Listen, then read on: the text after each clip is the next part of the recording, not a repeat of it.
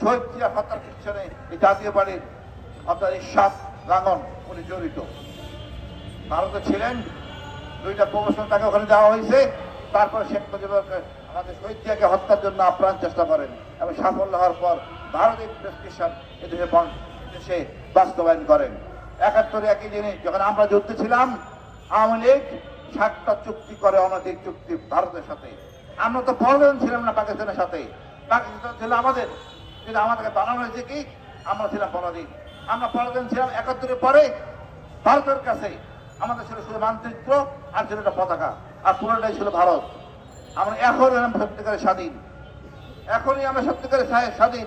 আমি সেলুট এই স্টুডেন্ট ছাত্ররা, যে তারা আমাদেরকে কথা বলার সুযোগ করে দিয়েছে, আমরা মনের কথা বলতে পারতেছি। এরা না আগে আসলে আমরা হয়তো আজকে এই সূর্যোদয়, এই নতুন দেশ দেখতে পেতাম না। আমি মনে করি বাম এবং এই যারা আছে এদের সাথে সবাইকে কোন রকম স্পেস দেওয়া যাবে না। আপনারা দেখেন আওয়ামী লীগ এই পিডিআর হত্যাকাণ্ডের সাথে প্রত্যক্ষভাবে জড়িত, ভারতীয় লোক এই কিলিং এর সাথে জড়িত। এখন সময় প্রতিশোধ নেওয়ার, আমরা সবাই প্রতিশোধ নেব। আমরা আমাদের অবস্থান পরিষ্কার, ভারতকে কোনো ছাড় দিব না। ভারতের চোখে চোখ রেখে কথা বলবো। সরকার যদি কথাটা বলতে পারে, সরকার কঠোর সমালোচনা করে তাকে পদত্যাগ করতে বাধ্য করব। আমাদের বাচ্চাদের শিখাবেন একটা জিনিস, অনুরোধ, ভারত আমাদের একমাত্র শত্রু।